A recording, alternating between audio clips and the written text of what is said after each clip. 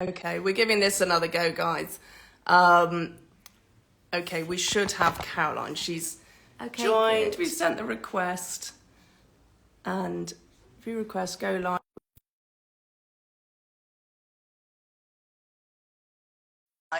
Hold on, everyone.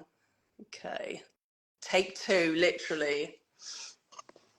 Okay. And if this doesn't work, it's working! I Hi, could see Caroline. you. I Oh, could see hilarious, you. honestly. Technical meltdown. Okay, so welcome, everyone. This is very much take two. I've just been rabbiting on for 10 minutes. Um, we're welcoming Caroline today, who's the author of Do Birth, A Gentle Guide to Labour and Childbirth. Congratulations, Caroline, on your second edition of the book Thank that we're publishing tomorrow. You're joining us from Edinburgh, aren't you? you. Yes. Good.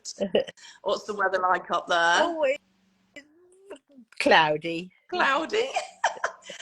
Welcome to everyone that's joining us. I'll just give a little bit of an introduction to Caroline, if you didn't hear it the first time round.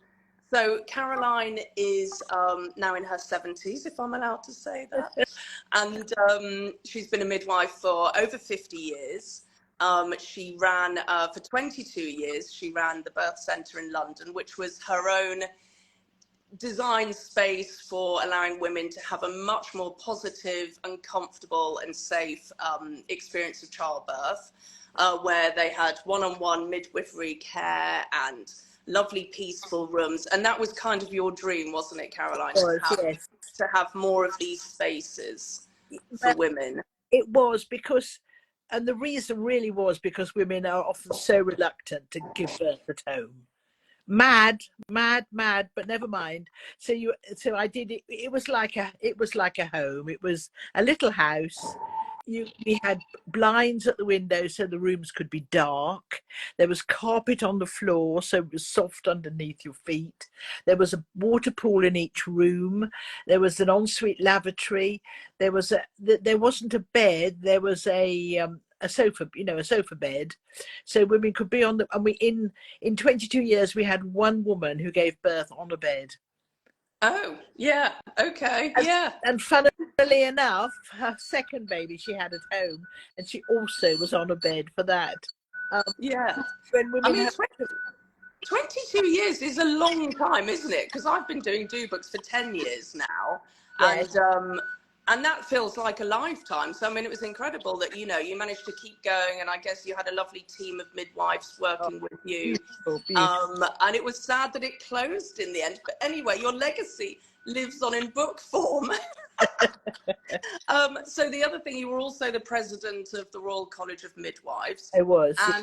and you had three children, gave birth to them all at home, if I'm right, and then now you've got 12 Yes, grandchildren, because I have and a then you fourth delivered. child. I have a foster daughter as well, Oh, okay, so lovely, that's and why I've got yeah, 12 and then grandchildren. you delivered 9 of those Yes, grandchildren. yes, yes. Good person to have in the family. So I wanted to go back, take us back a little bit. We're just going to talk for like 10 minutes or so today, just while, people are having their lunch break and, just very much have a little chat about the book and so people can meet you and stuff. Because it's so nice, I think, to meet the author who's written the book. Yes. So often you just see, the cover and the name, and you've got no idea really of the person behind, and the wealth of experience that they bring to all of these books, and the time and energy that you put into writing them, and also our books are very small and condensed, and actually really there's a lifetime's experience, and guidance in there for the benefit of women who are, and I'm not going to lie, I think when you're pregnant, you buy as many books as you can on the subject because it's Yeah. so, you're really, it's the fear of the unknown. You're embarking on this journey. You've got no idea. It's completely weird. You're making a human. And even in 2023, I think it's astonishing, and it's, and you call it, being a midwife, you say it's a miracle, you get to witness this amazing miracle of childbirth every day. Yeah. And it really is. Yeah. And I think that's what I was drawn to when you spoke at the Do Lectures, which was back in Yeah. 2011, because your talk was so passionate, you know, and it was kind of like, it kind of blew everyone else out of the water, because you were able to sort of claim this space of birth and, you know, new humans coming into the world. And it was so reassuring. And I wondered if you might share your experience when you were 8 and you saw your Yes. Well, mother giving birth. my mother had 5 children, and when I was 8, my her fourth baby was born at home. It was her only home birth, actually, and I wasn't there at the actual birth, but I went in very quick soon afterwards, and I was completely entranced. I couldn't believe it. This little person whose skin was so soft. In fact, I was talking to her at bus 4 this morning. Funnily enough, she was up and I was up, and it was magic. It was magic. I just wanted, from that moment, I wanted to be a midwife. I also wanted to have babies of my own, and I've been very lucky in both. You know, that I've been able to do both. Yeah. And it stayed with you even at such a young age. Oh, Because, you absolutely. know, we all had dreams of being, I don't know, astronauts and, you know, whatever at that age. But actually, it stayed with you. So it was very much a vocation for you, a bit of a calling almost. Well, it was, and also it's terribly boring when you know what you want to do when you're 8, and you can't start anything till you're 18. That's 10 years.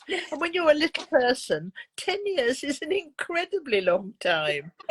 Yes, I used to be. You were just going around the house carrying dolls and things, you know. But Yes, yes. yeah, yeah. So you've had a wonderful career, you know, Lovely. incredible.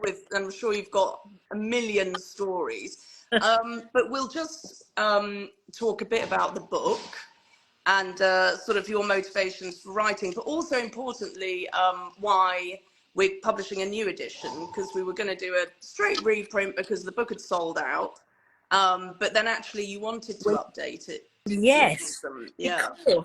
because in 2020 the world changed. I mean, there was this amazing piece of research in the Lancet, which is a very well-respected medical journal. There was this amazing research in the Lancet, and I thought the whole world would alter from that moment.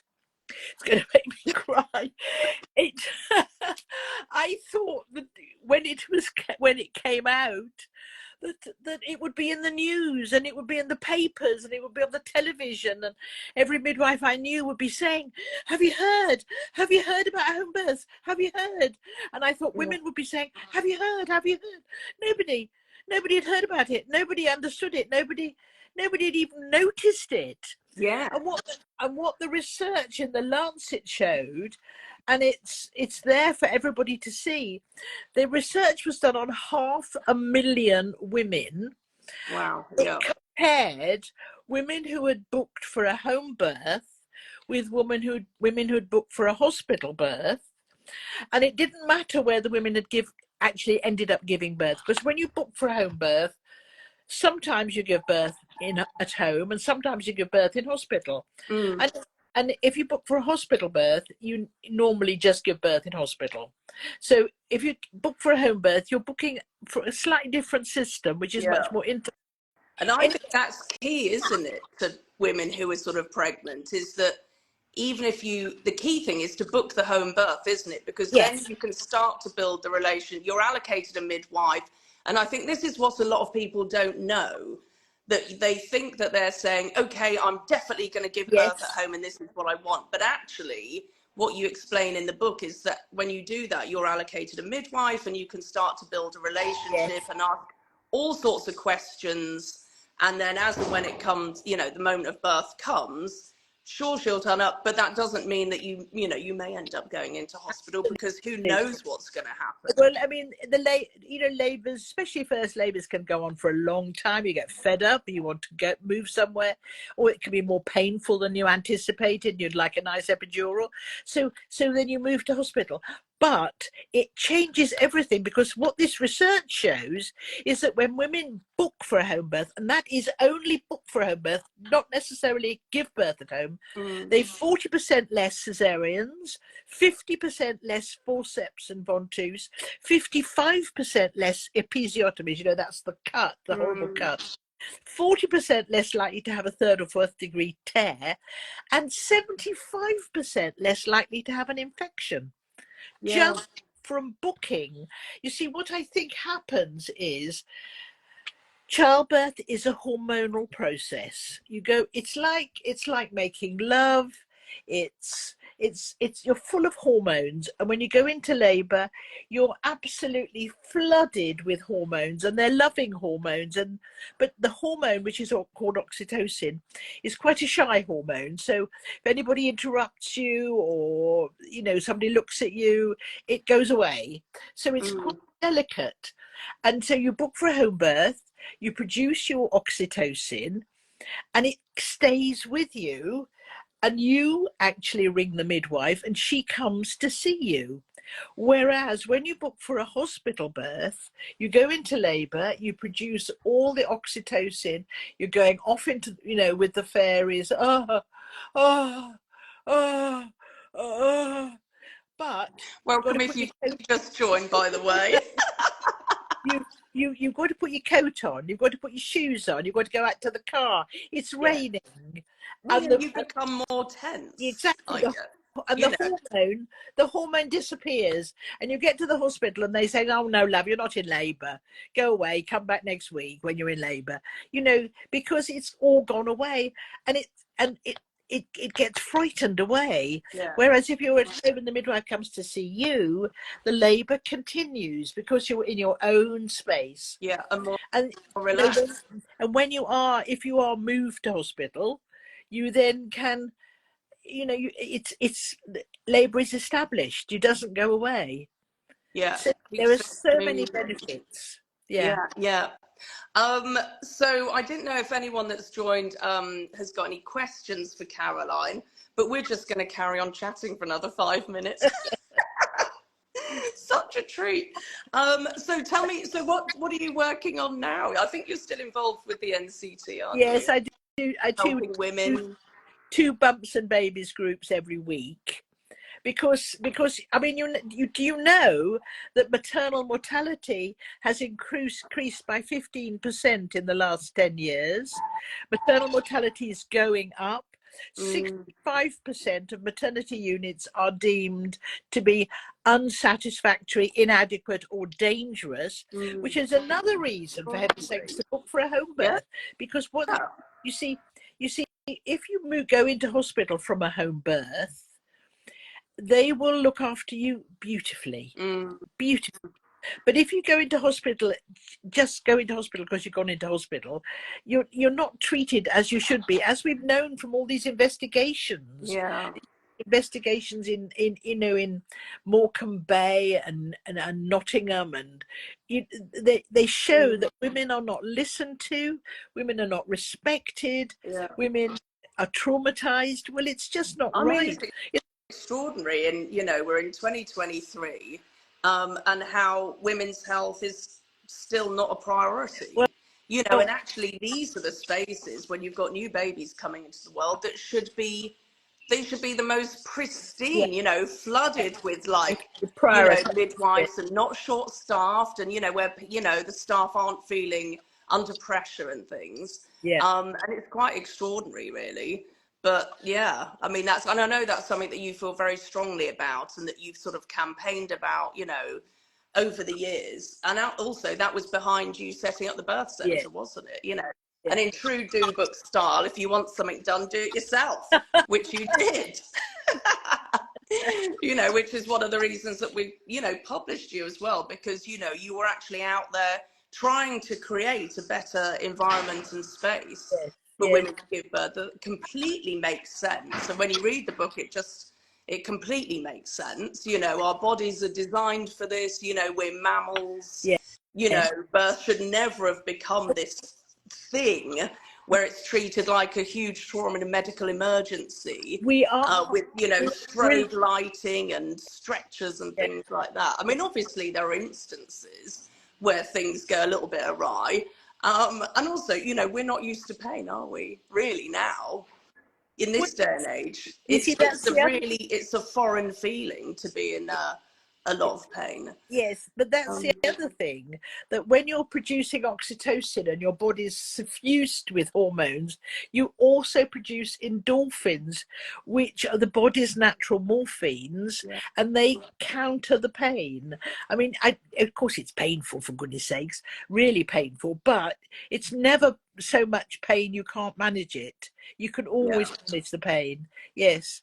If you can't, well, you just go to hospital and have an epidural. But it's, instead of actually doing an epidural first, it's or you can have the gas and air and everything. Yeah. And also in the book you talk about, you know, moving around and all the different positions that you can adopt, and, you know, leaning against things. So it's hugely practical as well. So I think we'll kind of wrap up and let people have their lunches. But it's been lovely speaking to you, and such a treat. And, you know, keep doing the good work. Keep bringing the babies into the world, looking after the mothers. It's such important work. So for those of you who are on, it's Do Birth, and we're publishing the new edition tomorrow. And if you go to our website and order a copy, you can enter the code Happy Birth and you'll get 15% off, but it's in all the bookshops as well. So thank you, Caroline. Lovely to see you. Thank you. And speak to you soon. Okay, bye. Thank you everyone for joining. Bye. Bye-bye. Thank you.